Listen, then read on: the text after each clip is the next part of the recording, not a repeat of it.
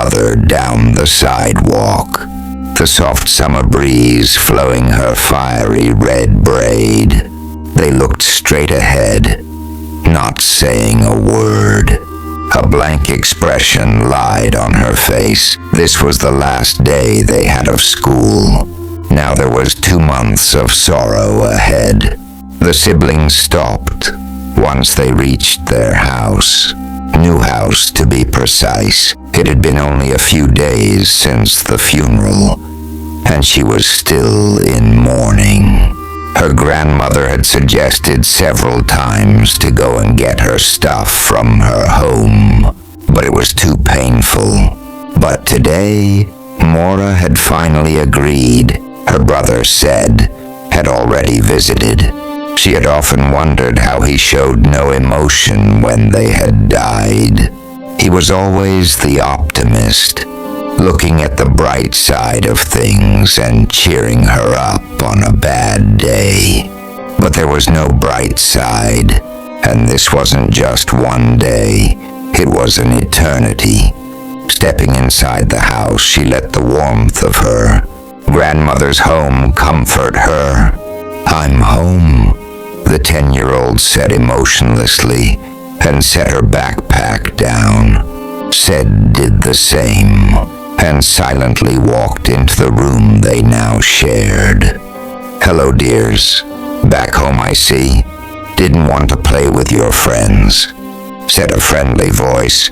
"No, Grandma. I don't want to be around anyone for a while." Mora started walking toward her room, but her grandmother stopped her. "Oh, no, you don't. Remember your promise. Today is the day you go to collect your things. We can't have you wearing the same clothes all summer now, can we?" What would your friends say? What would they say? They would probably say, "I'm sorry for your loss," or "I know what you're going though." Like they care. But fine, if that's what you want, fine. "Okay, I'll be in the car. You can grab a bag if you like." Mora stepped into the kitchen and grabbed one of the plastic grocery bags her grandma had and headed out to the car. It was a short drive, with the house only just a few blocks away. Mora stepped onto the sidewalk and into the front yard of the large, Victorian-style home, her home. The house didn't look any different from the time of the accident. It was almost like it had been preserved, like time had frozen it in place. As Mora walked into the living room, she picked a picture frame off the coffee table. Tears formed in her eyes as she glanced at her parents. The photo was of them flying a kite, with Said in the background waving, and the rest taking the photo. Why did they just have to go and die? I needed them. I still need them, she thought for a while, before shoving aside the emotion and putting on a straight face. Mora slipped the picture into the bag and headed for her room to collect the little clothes she thought she needed. She pulled out clothing from her drawer and shoved them into the now almost full bag. She didn't care which outfits she took, so long as they could last her at least a week. Mora blindly put her hand in her pajama drawer and felt a soft, almost silk-like fabric against her hand. She tugged at it, then pulled the cloth out to reveal the full thing, a blue nightgown. Mora smiled a little.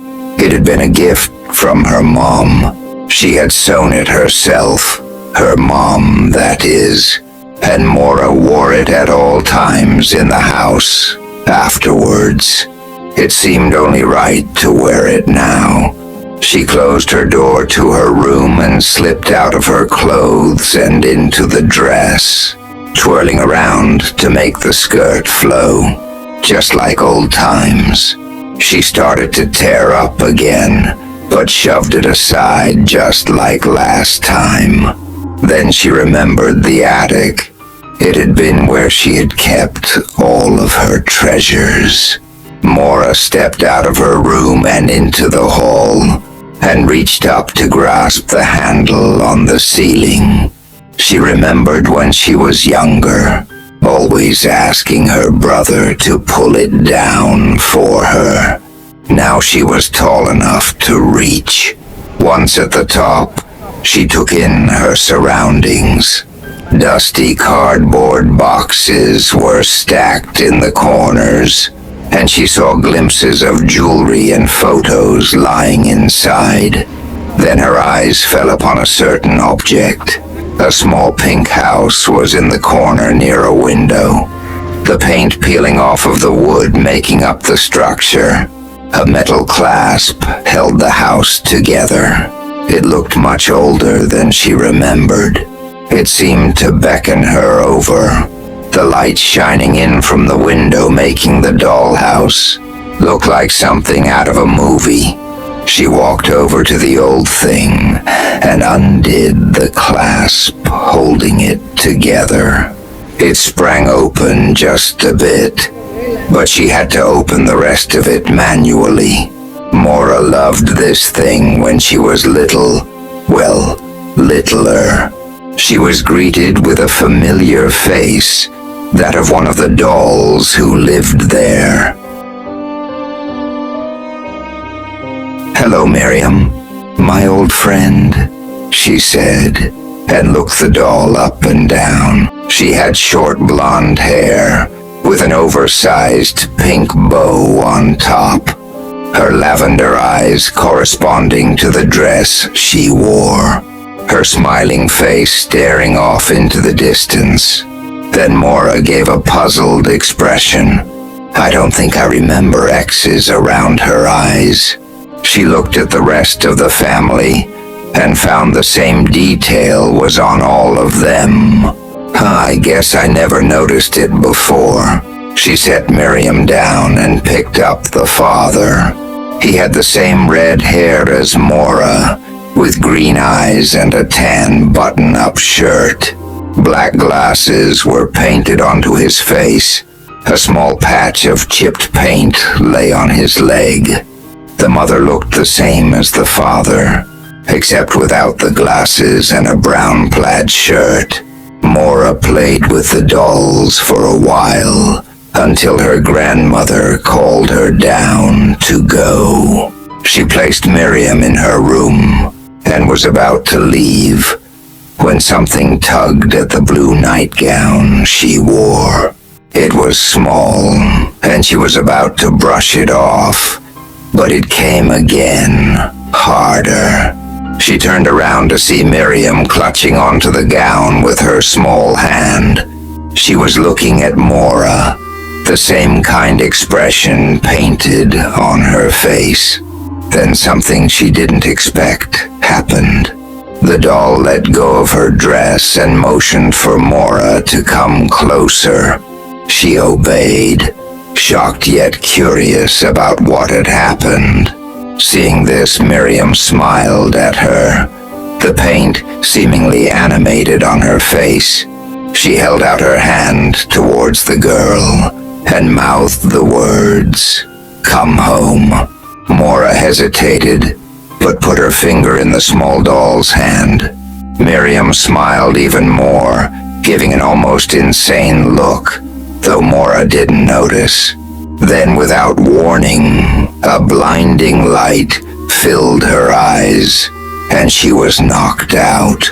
Mora woke up slowly. She was still wearing the blue nightgown, but there was more weight on her back. She realized she was laying on her stomach. On top of her back was something soft. She felt the object on top of her. It was a blanket. Rubbing her eyes, she sat up and looked around. She was on a bed, wrapped in a red blanket. The room was an oval, with floor-to-ceiling windows circling it. As she regained her senses, she heard faint singing coming from next to her.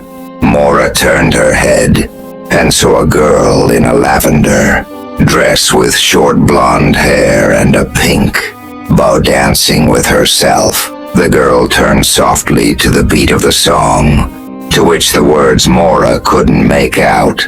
Then she noticed her standing there and grabbed Mora's hand, continuing the dance. Mora pulled away quickly, and the girl stopped singing. At first she looked hurt, then amused. "Don't I look familiar?" She smiled. Something about the tone of her voice. It was kind and playful, but something was off. Mora was about to say a rude remark, but then she saw the shade of her eyes. Purple, like Miriam. The girl smiled and nodded her head. "Uh-huh. Oh, this is just marvelous. We're going to be the best of sisters." Sisters?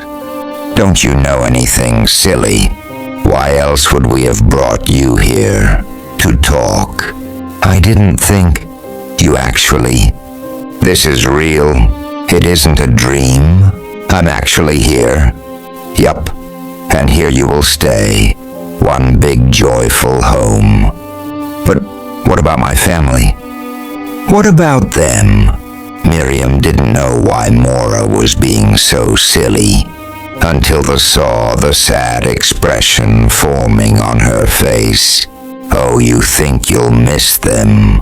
Poor girl. But don't be sad. We're your family now? Oh. Miriam smiled pitifully and gave her a hug, probably to comfort her. Mora noticed that all her grief had gone away, replaced with excitement. The doll saw it and smiled even wider. "Come on, let's go down to dinner." "Dinner? But it's only 3.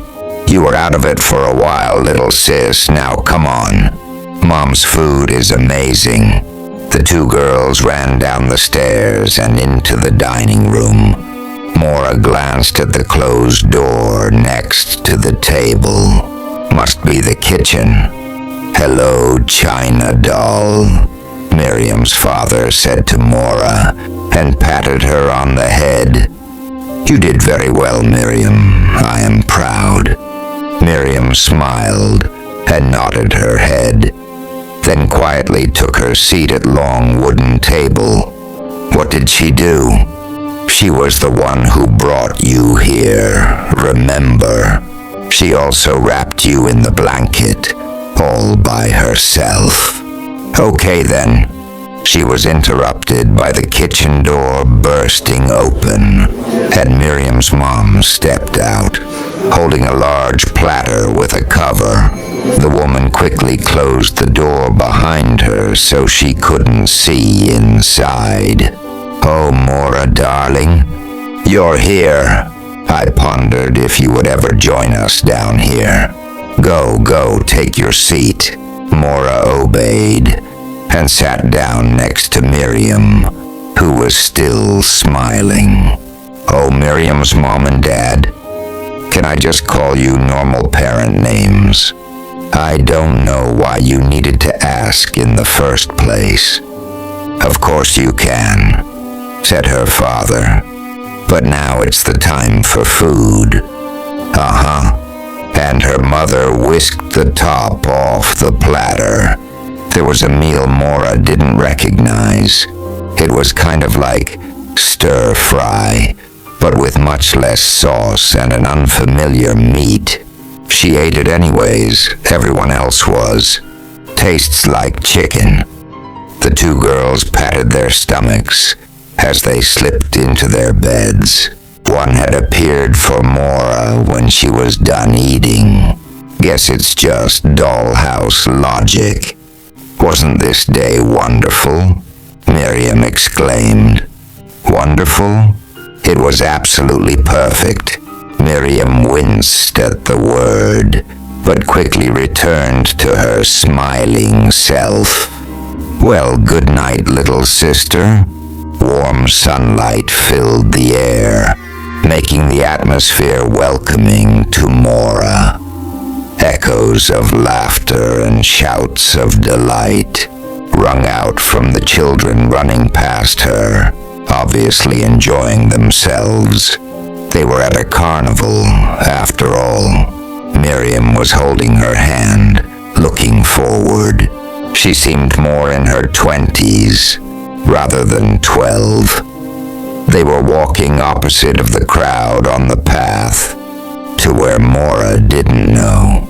Then, a scream louder than the others was heard, but it wasn't in delight, it was in fear.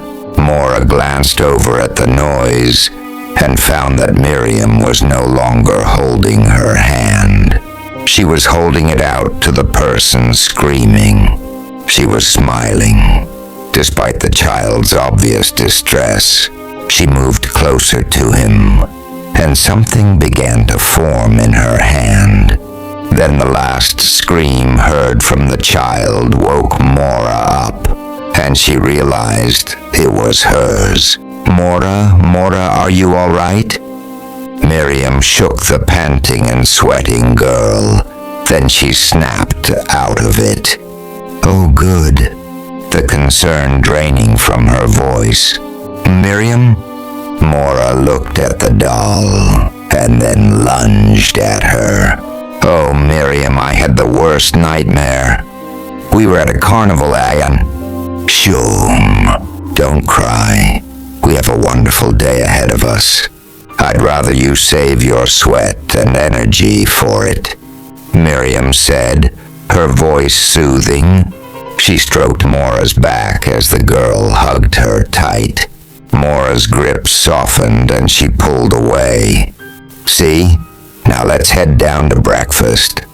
"Miriam?" "Yes, little sister?" "Does my family miss me?" Miriam thought about what to say for a moment. She didn't want to offset the day. No, I don't think so, but we will if you go back to them. We care about you here, little sis. They may be upset, but I don't think they're mourning you. Come on, we have a fun day today." "Oh, okay." The little girl got of the bed and walked out of the room. The day wasn't special. They played games, ate, the most you could do in a dollhouse. Then it was time to go to bed, and Mora had another dream. I was at the carnival again, doing the exact same thing as last time, but Miriam wasn't there. I came across a man near one of the small shops. I went up to him, for a reason I don't know. "Hey, you're the new member of the Disc family?" said the man, leaning on the stand. "Disc family?" Yeah.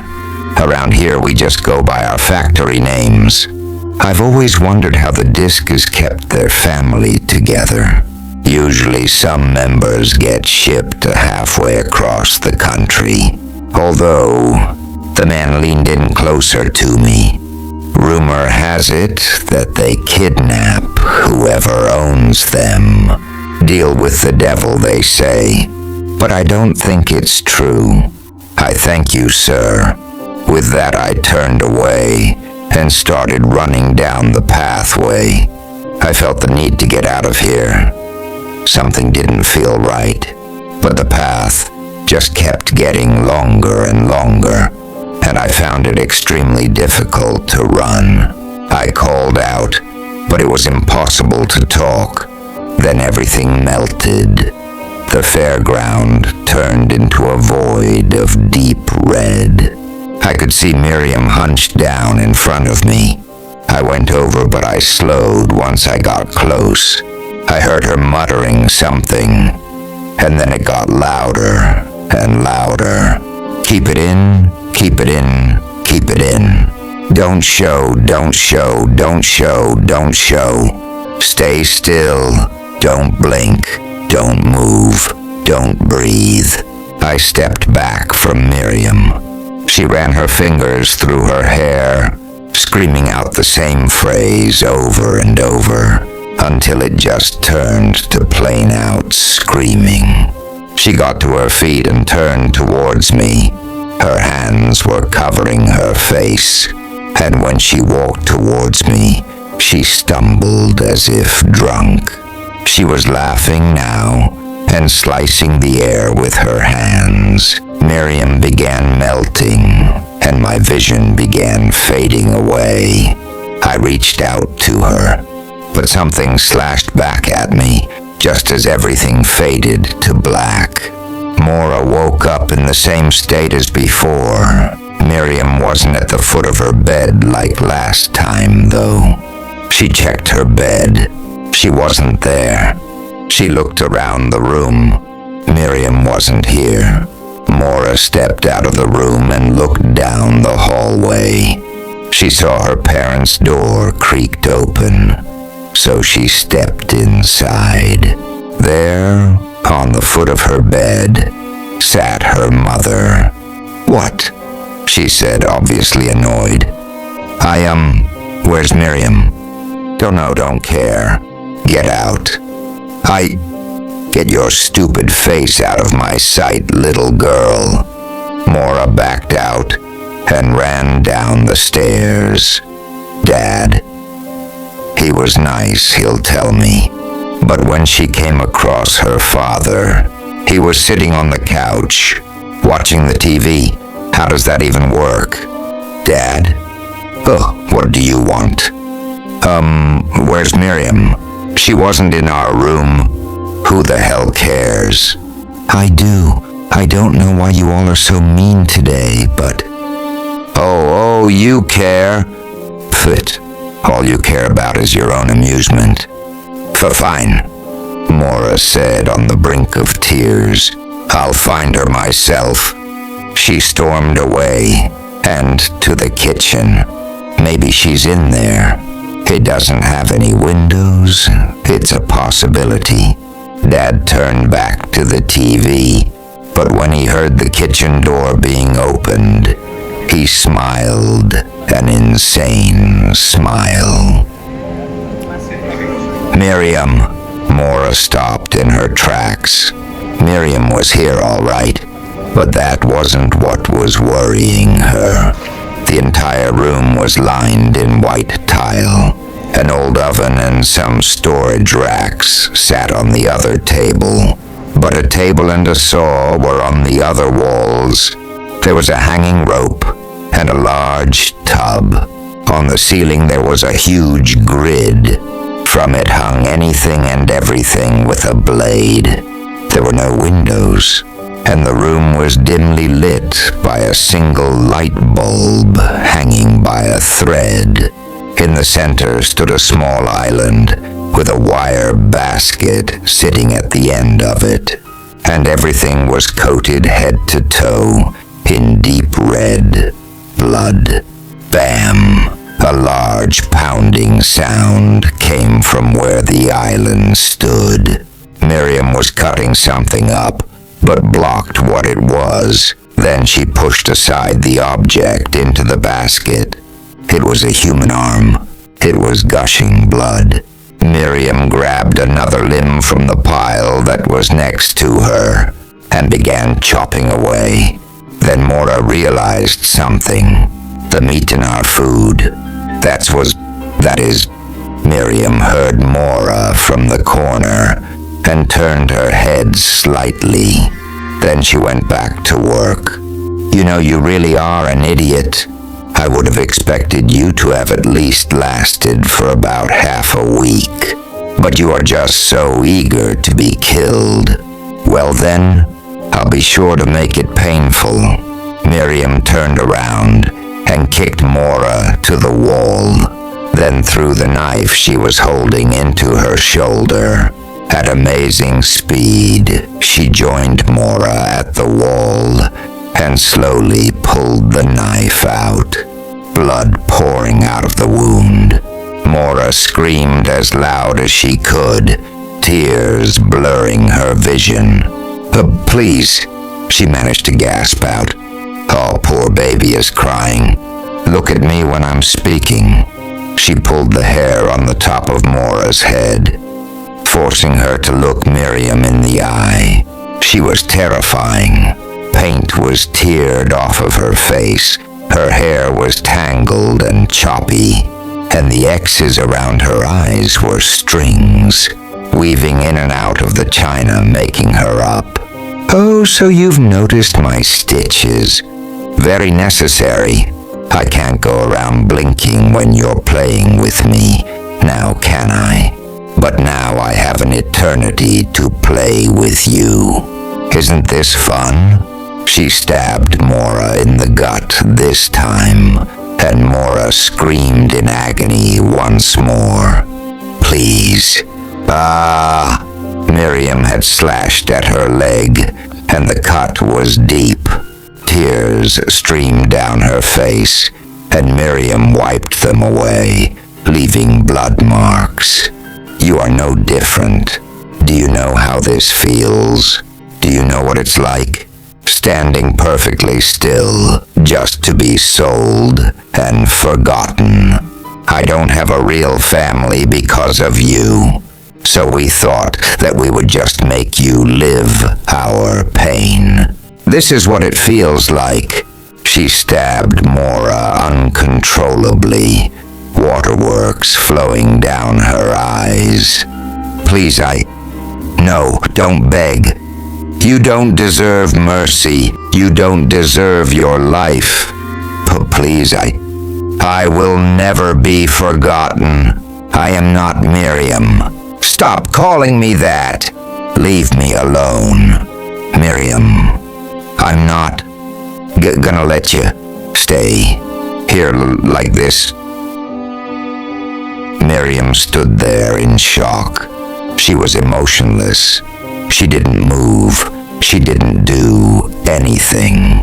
Mora used the last of her strength to hold Miriam's free hand. She weakly smiled. Then the doll was over, took with boiling rage. She couldn't feel anything else besides hatred. "You're lying," she said, completely calm. "I went through hell and back, and I had to deal with more than anything you can imagine. I'm not letting you go so easily." Miriam plunged the knife into the already bleeding wound on Mora's stomach. "Ugh," was all Mora had in response, not even having enough strength to scream. "I hope your last days go as well as mine will." Darkness surrounded Mora's line of sight, and the terrifying sight of the kitchen faded away as she passed out from the pain and all the blood lost, barely clutching the last bit of life she had. Beep, beep, beep. She could hear the rhythm of her heart on the hospital monitor as Mora slowly regained consciousness. As she got her sense of touch back, she felt heavy quilt lisle, blankets on top of her, and a plastic tube running down her arm. She opened her eyes, and the sight of a hospital room greeted her. At first she was shocked as she made it out of the dollhouse, then thrilled. She was just happy she made it out alive. Then arms wrapped around the girl, gently hugging her. "You're okay," came her grandmother's voice at the verge of tears. She let her go.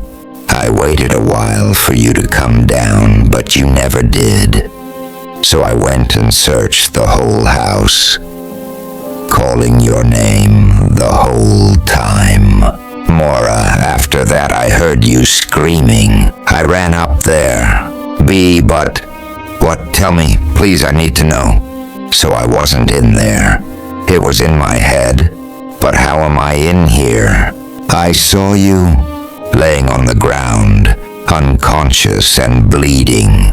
The window was open. I called the police and an ambulance took you here. Mora, I was so scared. I can't lose another person. I can't. Through all this crying, she didn't do a thing in response. What happened to me? Came across her mind, but her pondering was cut short by her grandmother. I'll leave you be, I guess. You probably just want to be left alone. Your brother will be here soon. He's at a soccer game and hasn't checked his phone yet. And with that, she walked out of the room, leaving Mora there in the hospital bed. She picked up her bag from the table next to her and looked through it. To her horror, however, all the pictures and clothes were already laid out, and in the bag lay the smiling family of porcelain dolls she called her friends.